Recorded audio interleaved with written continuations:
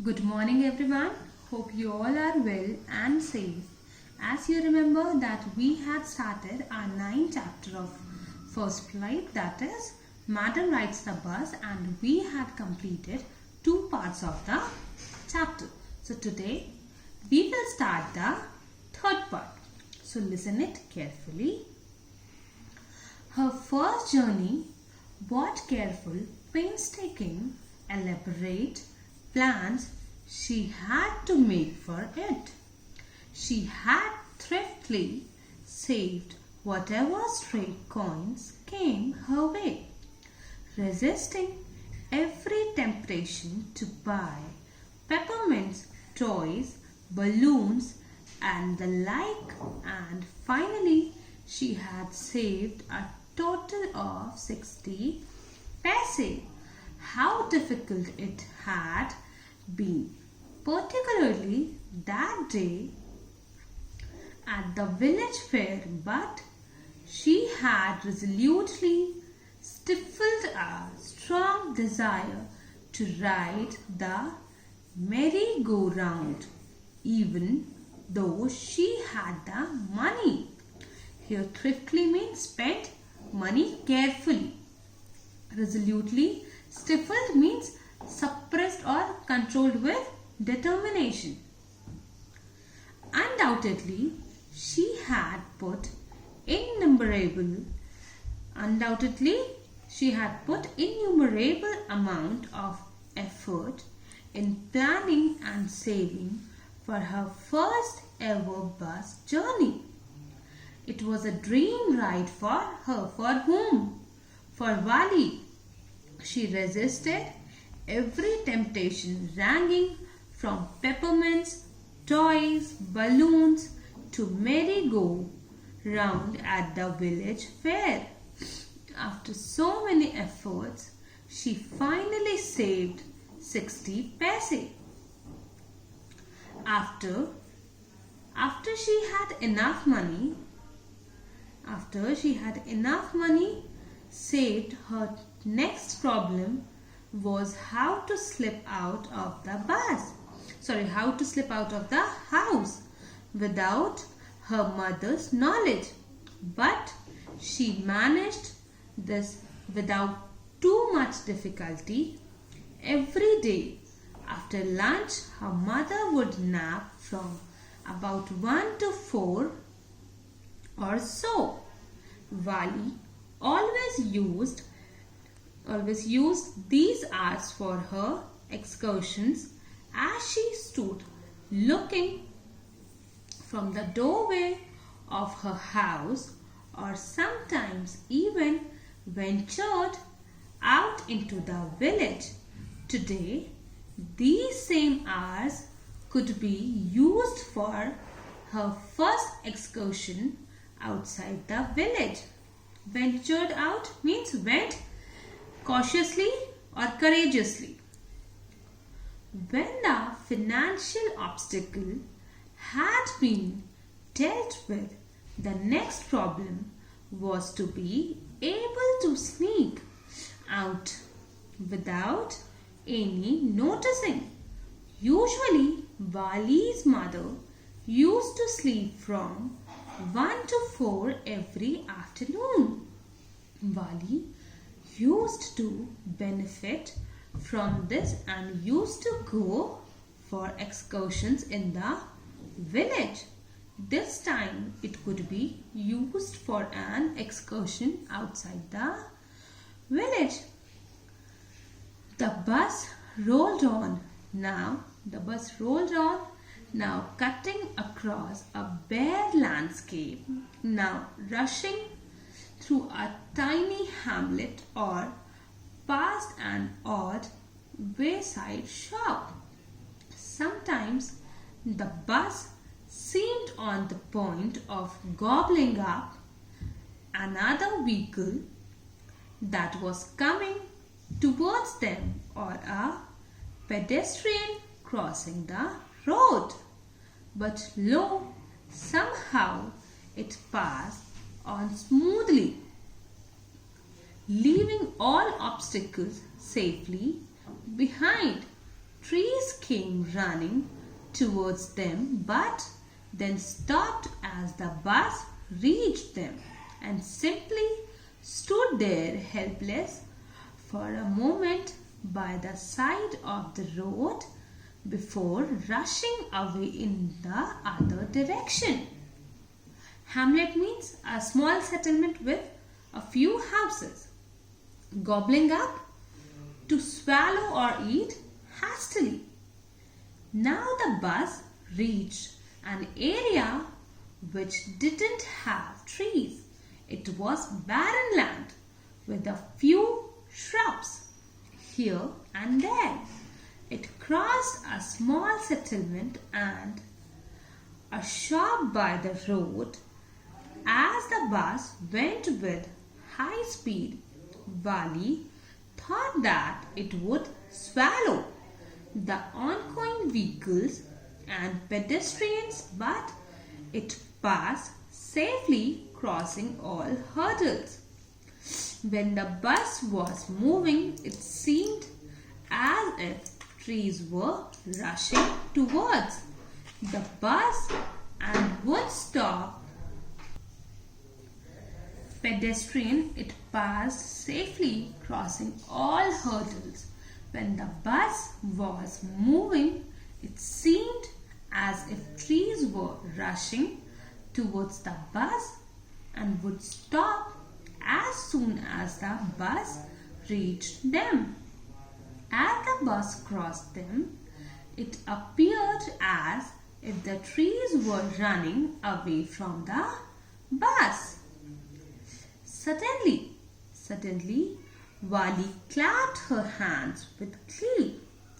A young cow, tail high in the air, was running very fast right in the middle of the road, right in front of the house, in front of the bus. Tail high in the air was running very fast right in the middle of the road, right in front of the bus. The bus slowed to a crawl, and the driver sounded his horn loudly again and again.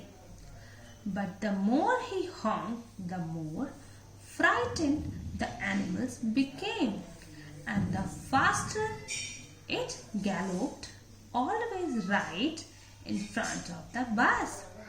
Glee means happiness or joy, you could say. Wali was filled with happiness and joy.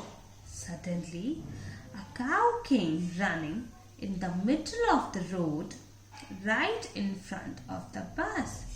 The bus slowed down to give her way and honked repeatedly. Unfortunately, it became more terrified and ran in front of the bus. As the driver blew more horns, the cow became wild and kept on running faster and faster. Somehow, this was very funny to Wali. She laughed and laughed until there were tears in her eyes. "Hey lady, haven't you laughed enough?" called the conductor. "Better save some for tomorrow."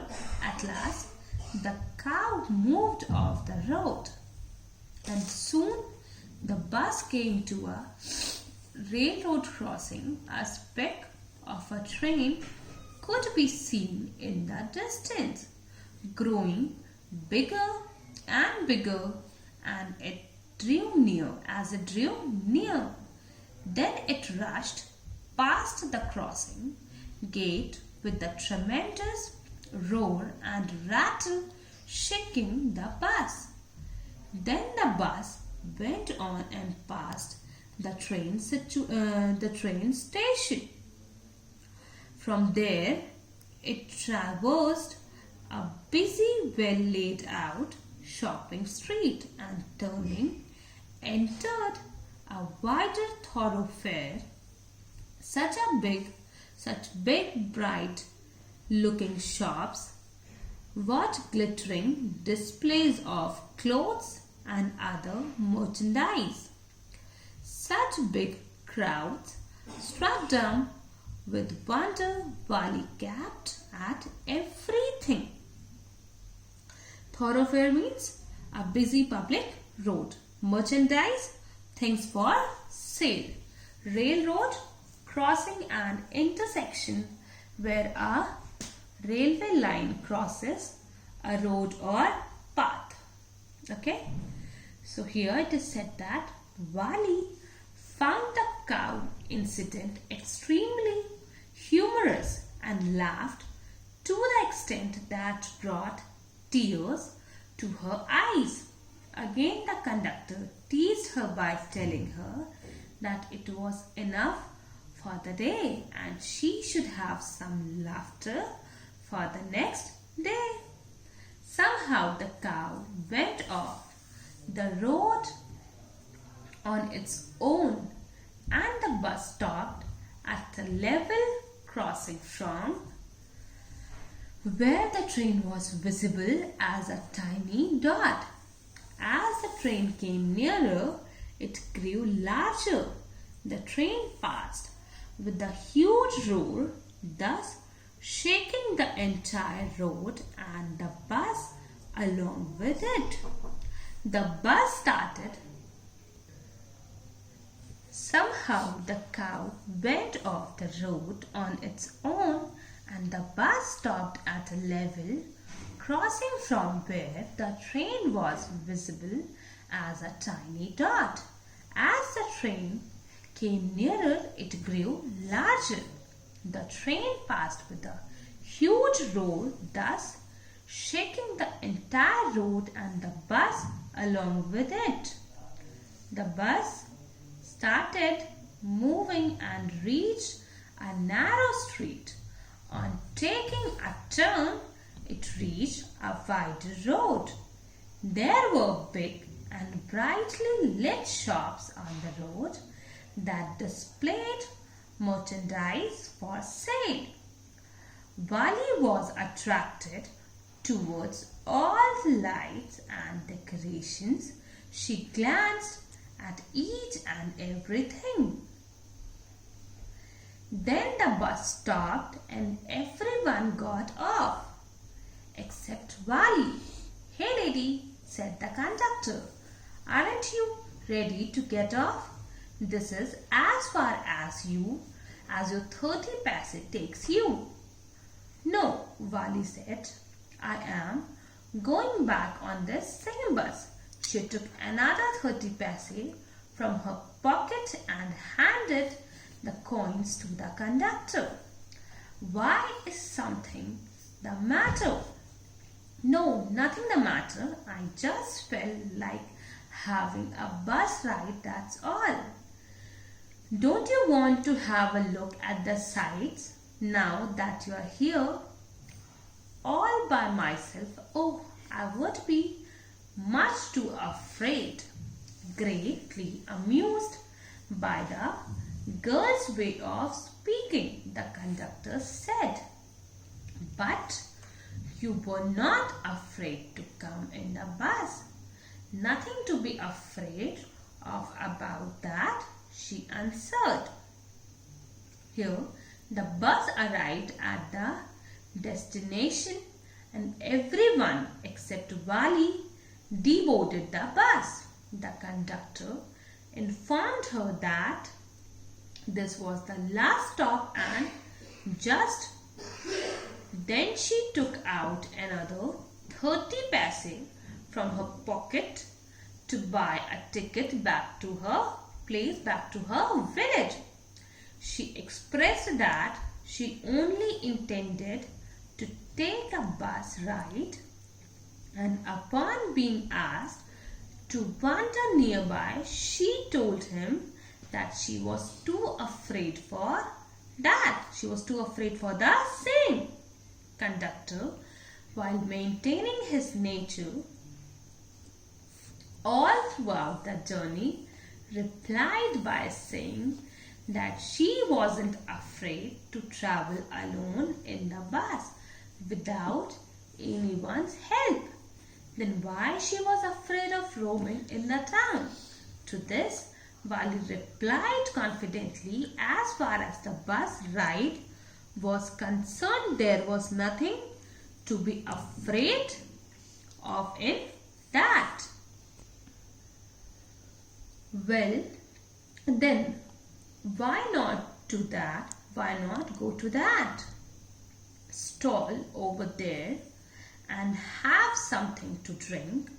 Nothing to be afraid of about that either.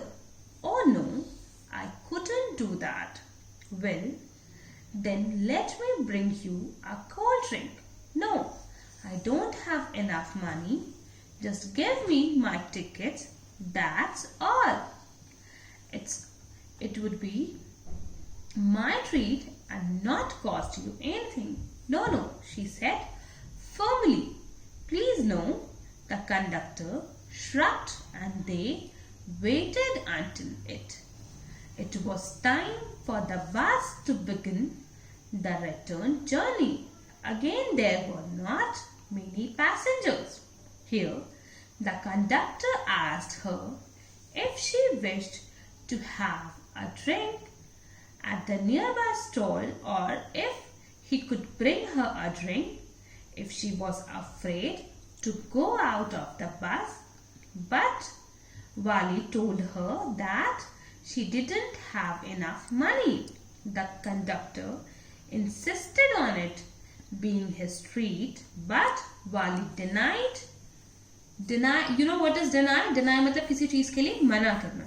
Wali denied and both of them waited for a new set of passengers to board.